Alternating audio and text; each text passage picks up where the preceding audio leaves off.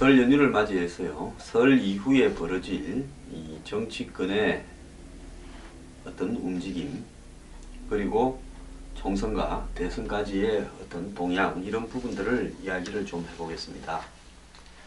새누리당은 이 공천관리위원장으로 이한구 의원을 임명했는데요. 이한구 의원이 취임 첫날부터 현역을 대거 물갈이하겠다. 상향식 공천제도가 현역 의원에게 지나치게 유리하게 작용하지 않도록 하는 노력이 필요하다. 그래서 우선 추천 제도를 이 전략 공천에 준할 만큼 적극적으로 활용하겠다. 그리고 당은 당규에서 전국 어디서나 우선 추천을 할 수 있게 되어 있다. 이걸 가지고 훌륭한 사람들을 밖에서 많이 모셔오겠다. 이래 이야기를 하니까 비박계가 반발을 하면서 이미 공천특별기구에서 수차례 경론 끝에 컷오프를 하지 않기로 했다. 즉 현역 의원들을 이 저성과자나 자질이 좀 문제 있는 사람, 이런 사람들을 쫓아내기로 했다. 이런 부분을 하지 않기로 이 결론을 내렸는데 무슨 소리냐, 이렇게 이야기를 했습니다. 그래서 현역 의원들 컷오프는 없다라는 것이 우리 당의 당론인데 왜 이한구 의원이 무리를 일으켰냐. 본인부터 공천관리위원장을 그만둬라, 이렇게 공격하게 나섰고요. 비박계는 여기에 대해서 이제는 연판장까지 돌리면서 이한구에 대해서 유감이다 라고 압박을 하고 나섰습니다. 자, 새누리당에 지금까지 평탄하게 왔는데 이제 거대한 먹구름이 덮치고 있습니다. 새누리당은 이런 먹구름을 자초했습니다. 제가 얼마나 수도 없이 현재 진행되고 있는 상향식 경선이 이게 현역의 기득권을 보장하는 국민과 당원을 이름을 판 일종의 사기행위다.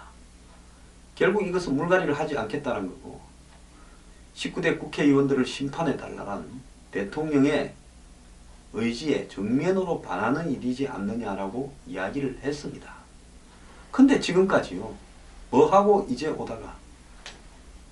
이제까지 오다가 공천관리위원장이 임명되니까 이제서 전략공천을 하고 현역들도 일부 문제 있는 사람은 잘라내겠다고 되면서 반발이 일어나면서 합의 위반이니 아니니 하면서 이 트러블이 벌어지고 있습니다. 자, 이 와중에 최경환 의원은 참 끈질기게도 진박 마케팅을 하고 다닙니다.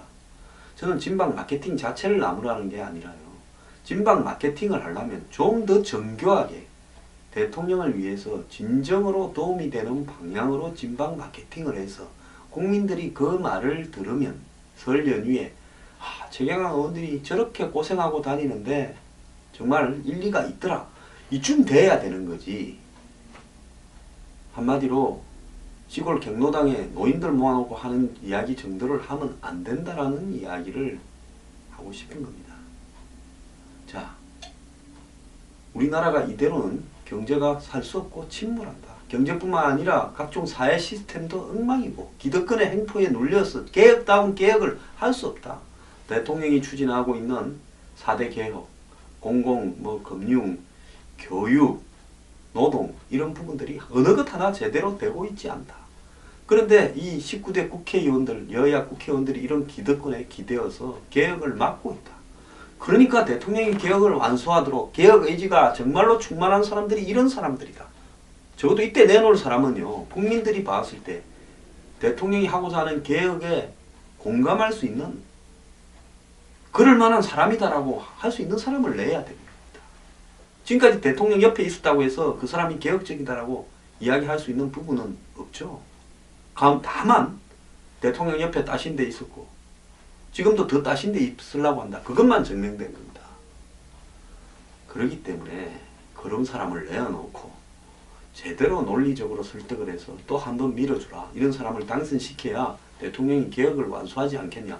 이렇게 해야 국민들이 공감이 되는 거지. 현재와 같은 방식으로 공감을 일으킬 수 있겠느냐라는 우려 때문에 하는 이야기입니다. 자, 새누리당은요, 김무성 이 체제에서 상향식 경선을 쉽게 포기하지 않을 것이고 이한구 공천관리위원장과 정면으로 충돌하게 될 겁니다. 그때는 또 다른 권력자 발언이 또 등장할 거예요. 권력자가 배후에서 공천관리위원장을 움직이고 있다. 이제 이런 소리 나올 겁니다. 자, 그러면서 이런 합의들이 쉽게 타협이 되지 않으면서 점점 이 공천 경선이 시작되는 2월 말로 향해 가게 될 겁니다. 자, 설 전에 결국 선거구 획정이 되지 않았습니다. 정의화 국회의장을 말대로 이야기하자면 이미 한 달 전에 국가 비상사태라고 했는데 뭔 비상사태가 한 달 반이 다 되어 가도록 계속되고 있습니다. 근데 그걸 노동법에 걸어서 마치 대통령 때문에 할 수 없이 통과 안 시키는 것처럼 이제는 대통령에게 전가하고 있는데요. 청와대는 이런 사실을 알고 있습니까? 선거구 획정하고 노동법하고는 왜 겁니까? 야당이 다른 거는 통과, 선거구 획정을 먼저 해버리고 나면 다른 거 통과 안 된다. 유치한 이야기 아닙니까? 엊그제 원샷법은 왜 했습니까? 그럼? 정말로요. 국민들 앞에 손바닥으로 하늘을 가리는 행위를 하고 있습니다.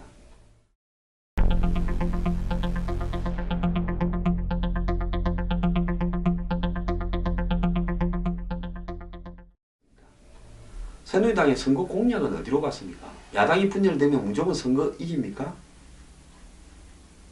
새누리당은요, 정말로 진지하게 공천에서 물갈이를 해야 되고, 그리고 정말로 민생과 경제 현실을 감안한 개혁 공약을 국민 앞에 내어야 되고, 이번에 힘을 한 번 더 실어주면 4대 개혁을 비롯해서 박 대통령이 있는 동안에 부패 척결과 사회개혁을 완수하게 가겠다고 다시 한번 다짐을 해야 됩니다. 그냥요, 야당 분열됐으니 우리 200석 이런 소리 하다가 마지막에 야당이 제일 잘하는 선거연대가 이루어져서 피눈물을 토하면서 초토화돼 버릴 수도 있습니다. 민심은 움직이는 배와 같아서요. 이 물은 배를 띄울 수도 있지만 배를 가라앉힐 수도 있습니다. 그래서요, 새누리당이 이번 총선에 임하는 태도는 매우 잘못되었고 근본적으로 국민과 당원을 우습게 하는 행위를 하고 있습니다. 저는 새누리당이 지금이라도 정신을 차려서 이 개선을 하기를 바라는데요.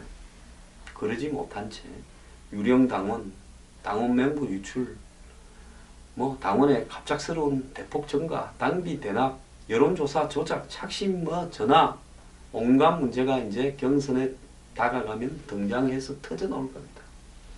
그러면서 이런 문제들을 수습하지 못하는 모습을 보이면서 스스로 무너지는 모습이 될까봐 걱정입니다.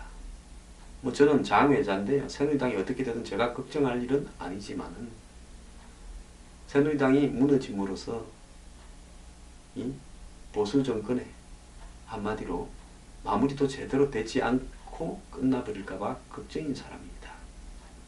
자, 그렇다고 양자가 합의해서 모양 좋게 합의선을 쉽게 찾을 수 있을 거냐? 그런 것 같지도 않습니다. 이제 설 연휴가 끝나면 앞으로 한 열흘간 피 터지는 싸움을 새누리당에서 볼 수 있을 건데요.